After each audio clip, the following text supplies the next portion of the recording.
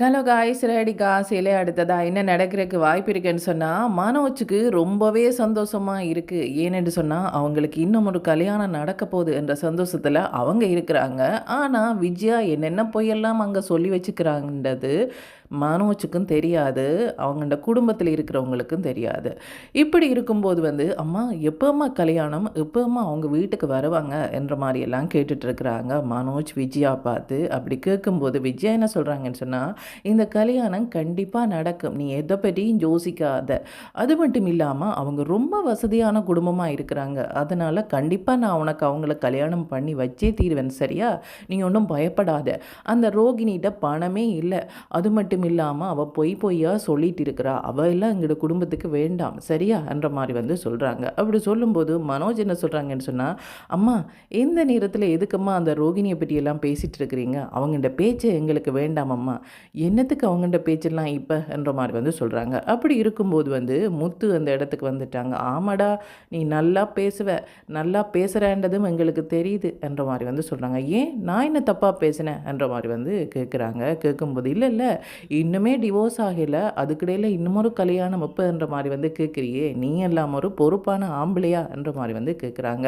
கேட்கும்போது ஏன் அவளை வேண்டாம்னு சொல்லி எப்போவும் நாங்கள் வீட்டை விட்டு அனுப்பிட்டோம், அவள் தான் டிவோர்ஸ் தர மாட்டேன்னு சொல்கிறாவே, அதுக்கு நான் என்ன பண்ணுறது என்ற மாதிரி சொல்கிறாங்க. அப்படி சொல்லும்போது அண்ணாமலை என்ன சொல்கிறாங்கன்னு சொன்னால், இங்கே பாரு மனோஜ், என்ன தான் இருந்தாலும் சட்டப்படி நீ டிவோர்ஸ் எடுத்ததுக்கு அப்புறமா தான் இன்னொரு கல்யாணம் பண்ண முடியும், சரியா என்ற மாதிரி சொல்கிறாங்க. ஆமாம், அது எனக்குமே தெரியும் என்ற மாதிரி சொல்கிறாங்க.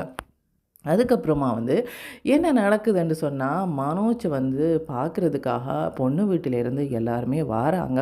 வர்றதுக்கு முன்னாடி வரைக்கும் அவங்களுக்கு மனோஜுக்கு கல்யாணமான விஷயம் தெரியாது. இப்போ இவங்க பயந்துட்டே இருக்கிறாங்க. அவங்களுக்கு தெரிஞ்சால் என்னாக போகுது என்ற மாதிரியான பயம்தான் விஜயாக்கு இருக்குது, மனோஜுக்கு இல்லை. மனோஜ் என்ன நினைக்கிறாங்கன்னு சொன்னால், ஏதாவது பொய் சொல்லி சமாளிச்சிடலாம்ன்ற மாதிரி நினைக்கிறாங்க. அவங்களுக்கு பொய் சொல்கிறது என்ன புதுசாக இல்லை தானே, அவங்க பொய் சொல்லிடலாம் என்ற மாதிரி நினைக்கிறாங்க. அப்படி நினைக்கும்போது முத்துவும் ரவியும் என்ன நினைக்கிறாங்கன்னு சொன்னால், எப்படியாவது அவங்களுக்கு அந்த உண்மையெல்லாம் தெரிஞ்சால் எங்களையும் தானே அவங்க ஏசுவாங்க, நீங்களும் சேர்ந்து தானே ஏமாத்தினீங்க என்ற மாதிரி தானே சொல்லுவாங்க. அதனால் இந்த விஷயம் அவங்களுக்கு தெரியுமான்னு பார்க்கணும். இல்லை ஒருவேளை அவங்களுக்கு தெரியலையா இருந்தால் நாங்களே அதை சொல்லிடணும், திரும்பவும் இந்த வாழ்க்கையிலும் அவனுக்கு பிரச்சனை வரதா இருக்கக்கூடாது என்ற மாதிரி சொல்கிறாங்க. அப்படி சொல்லும்போது ரவி என்ன சொல்கிறாங்கன்னு சொன்னால், அது சரி, இதை சொல்கிறதுக்கு மனோஜும் அம்மாவும் விடுவாங்களா, அவங்க மூடி மறைச்சிடுவாங்களே என்ற மாதிரி சொல்கிறாங்க. அவங்க என்ன சொன்னாலும் பரவாயில்லை, அந்த இடத்துல அவங்களுக்கு தெரியுமான்றதை பார்க்கணும் என்ற மாதிரி சொல்கிறாங்க. இவங்க சொல்கிறதுக்கு அங்கே சந்தர்ப்பமே வரலைன்னு சொல்லலாம். ஏனென்று சொன்னால், அதை விட பெரிய ஒரு பிரச்சனையை அவங்க சொல்லிட்டு போகிறாங்க. இப்போ இவங்க ரொம்ப சந்தோஷமாக பேசிகிட்டு இருக்கும்போது விஜயாட்ட அவங்க கேட்குறாங்க, நீங்கள் யார், எங்கே இருக்கிறீங்க என்ற மாதிரி அவங்களோட சொந்த பந்தங்கள் அவங்க இந்த இடங்களை பற்றியெல்லாம் கேட்கும்போது அவங்களுக்கு ஏதோ ஒரு விதத்தில் இவங்க சொந்தக்காரங்க என்றது தெரிய வருது. இப்படி தெரிஞ்சோன்னே விஜயாவுக்கு ரொம்பவே சந்தோஷம். பார்த்திங்களா, நாங்களுமே வசதியான குடும்பத்தில் இருக்கிறவங்க எல்லாமே சொந்தக்காரங்களாக வச்சிருக்கிறவங்க தான் என்ற மாதிரி அண்ணாமலையை பார்த்து சொல்கிறாங்க.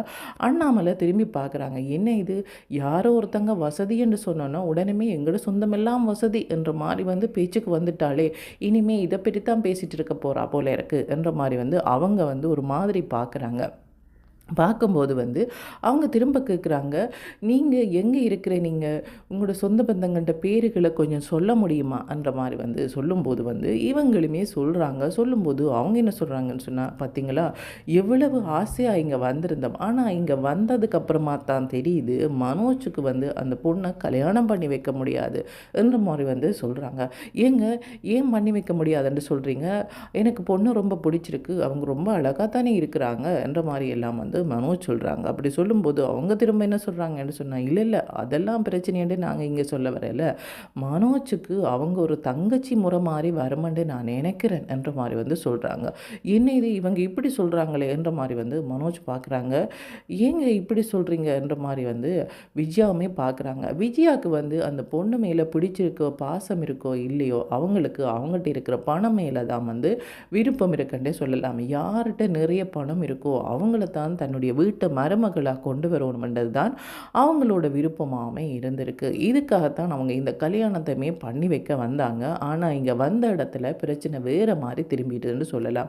இப்போ வந்து முத்துக்கும் ரவிக்கும் வந்து ஒரே சிரிப்பாக இருக்குது. என்னடா நாங்கள் ஏதோ நினச்சிட்டு வந்தோம், இங்கே வேறு ஏதோ நடக்குது என்ற மாதிரி வந்து சொல்கிறாங்க முத்து. அப்படி சொல்லும்போது வந்து ரவி என்ன சொல்கிறாங்கன்னு சொன்னால், பரவாயில்ல, நாங்கள் வந்து எப்படி அவனுக்கு ஏற்கனவே கல்யாணமான விஷயத்த சொல்கிறதுண்டு யோசிச்சுட்டு இருந்தோம், அதுக்கு எங்களுக்கு வேலையே இல்லாமல் போச்சு பார்த்தியா, நாங்கள் சொல்லவே தேவையில்லை, அவங்களாவே வேண்டாமன்ட்டு போகிறாங்க போல இருக்குது.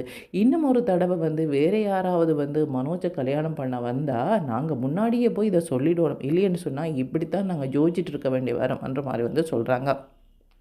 அதுக்கு அம்மா விடணுமேடா, அம்மா நிறைய பொய் சொல்லித்தான் இந்த கல்யாணத்துக்கு சம்மதம்ன்ற மாதிரி வந்து வந்திருக்கிறாங்கன்னு சொன்னால், இனிமே வந்து எங்கே வசதியானவங்க இருக்கிறாங்கன்ட்டு தானேடா பார்ப்பாங்கன்ற மாதிரி வந்து சொல்கிறாங்க முத்து. சரி, அது வரும்போது பார்த்து கொள்ளலாம் என்ற மாதிரி வந்து சொல்கிறாங்க. அப்படி சொன்னதுக்கப்புறமா வந்து இவங்க வந்து ஒரே சோகமாக வந்து இருக்கிறாங்க. விஜயாவும் மனோஜும், என்னடா ரொம்ப சோகமாக இருக்கிற என்ற மாதிரி வந்து கேட்குறாங்க முத்து. இல்லை, அந்த கல்யாணம் எப்படியாவது நல்ல மாதிரி நடக்கும்னு நினச்சேன், இப்படி ஆகும்னு நான் நினைக்கல என்ற மாதிரி வந்து சொல்கிறாங்க. என்னடா அவங்க பொண்ணு பார்க்க வார இடத்திலே வந்து தங்களோட பிரச்சனையை சொல்லிட்டு போயிட்டாங்களே, இதுக்கப்புறமா அதை பற்றி யோசிக்கிறதுக்கு என்னடா இருக்குன்ற மாதிரி வந்து கேட்குறாங்க. ஆமாம், உனக்கெல்லாம் பொறாமையில் தான் இப்படியெல்லாம் பேசுகிற, நான் எங்கே வசதியான வீட்டில் வந்து வாழ்ந்துடுவேனோன்னு நீ பேசுகிற, அவ்வளோதான், வேற ஒன்றும் இல்லை என்ற மாதிரி வந்து சொல்கிறாங்க. யாருக்கு? எனக்கா? எனக்கு உண்மையில் பொறாமையா? அப்படி நீ நினச்சிட்டு இருந்தா நான் என்னடா பண்ண முடியும் என்ற மாதிரி வந்து மூத்து வந்து சொல்லிட்டு போகிறாங்க. சொல்லிட்டு எங்கே போகிறாங்கன்னு சொன்னால் மீனாவை சந்திக்கிறதுக்கு போகிறாங்க. போயிட்டு என்ன சொல்கிறாங்கன்னு சொன்னால், மீனா, ஒரு விஷயத்தை நேற்று கவனிச்சியான்ற மாதிரி வந்து கேட்குறாங்க. என்னங்க, சத்யா பற்றின விஷயமான்ற மாதிரி வந்து கேட்குறாங்க மீனா. ஆமாம் மீனா, சத்யாவுக்கு வந்து அந்த பொண்ணை ரொம்ப பிடிச்சிருக்கு போல இருக்குது, எப்படியாவது அந்த கல்யாணம் நல்ல மாதிரி நடக்கணும்ன்ற மாதிரி வந்து சொல்கிறாங்க. அப்படி சொல்லும்போது மீனா என்ன சொல்கிறாங்கன்னு சொன்னால், ஏங்க, இன்னுமே அவங்க சத்யா வந்து தனக்கு பிடிச்சிருக்குன்ற விஷயத்தை வந்து அந்த பொண்ணுகிட்ட சொல்லவும் இல்லை. அது மட்டும் இல்லாமல் அந்த பொண்ணு ரொம்ப வசதியான பொண்ணு. அந்த பொண்ணு வந்து சத்யாண்ட பிறந்த நாளுக்கு கேக் கொண்டு வந்துட்டாங்கன்றதுக்காக அந்த பொண்ணை லவ் பண்ணலாமான்ற மாதிரி வந்து சொல்கிறாங்க. அப்படி சொல்லும்போது வந்து முத்து என்ன சொல்கிறாங்கன்னு சொன்னால், என்ன மீனா நீ ஏதோ சத்யா தானாக போய் லவ் பண்ண போகிறாங்கன்ற மாதிரி எல்லாம் நீ சொல்கிற விஷயத்தை பார்த்தா இருக்குது. அந்த பொண்ணு ஏற்கனவே தான் லவ் பண்ணுறன்ற விஷயத்தை வந்து சொல்லிட்டா தானே, பதில் தானே கேட்டிருக்கிறா, பதில் தானே சொல்ல போகிறான்ன்ற மாதிரி வந்து சொல்கிறாங்க. இங்கே பாரு மீனா, அவங்க வசதியானவங்க, இவங்க வசதி இல்லாதவங்க, இந்த மாதிரி எல்லாம் வந்து நீ சொல்லிட்டு இருக்க தேவையில்லை. அந்த பொண்ணு பிடிச்சிருக்குன்னு சொல்லியிருக்கிறாங்க. சத்யாவுமே தனக்கு பிடிச்சிருக்குன்ற மாதிரி தான் சொல்கிறான். அதனால் அவங்க கல்யாணம் பண்ணி சந்தோஷமாக வாழட்டுன்ற மாதிரி வந்து சொல்கிறாங்க. இல்லைங்க, இது கல்யாணம் வரைக்கும் போகுமா, எங்கே கொண்டு போய் விடுமென்று சொல்லி எனக்கு பயமாக இருக்குது, சத்யா பாவம் இல்லையான்ற மாதிரி வந்து சொல்கிறாங்க. என்ன மீனா, எனக்கு சத்யா பற்றின அக்கறை இல்லையா, சத்யா நல்லா வாழணுமென்றது தான் என்னோட விருப்பம் என்ற மாதிரி வந்து சொல்கிறாங்க. இங்கே பாரு, சத்யாவுக்கு சொன்னது தான் நான் உனக்குமே சொல்கிறேன். சத்யான கல்யாணம் நல்ல மாதிரி நடக்கிறதுக்கு நான் வந்து உதவியாக இருப்பேன். அதை நான் வந்து சத்யாட்டையுமே சொல்லியிருக்கிறேன். அது மட்டும் இல்லாமல் உன்னிட்டையுமே சொல்கிறேன். என்ன பிரச்சனை வந்தாலும் நான் பார்த்துக்கொள்கிறேன். பாவம் சத்யா ரொம்ப வந்து கஷ்டப்பட்டுட்டான், இப்போ கொஞ்சம் நல்ல மாதிரி இருக்கிறான், அவன் வாழ்க்கையிலே நல்லா இருக்கணுமன்ற மாதிரி வந்து சொல்கிறாங்க. நீங்கள் இவ்வளோ சந்தோஷப்படுறீங்க சரிங்க, ஆனால் வந்து அந்த பொண்ணு வீட்டுக்காரங்க என்ன சொல்லுவாங்க, எங்களோட வசதியை பார்த்து தான் இந்த பையன் வந்து கல்யாணம் பண்ண வந்திருக்கிறான் நினச்சி கடைசியில் அவனுக்கு வேலையுமே இல்லாமல் தான் போகுது என்ற மாதிரி வந்து சொல்கிறாங்க.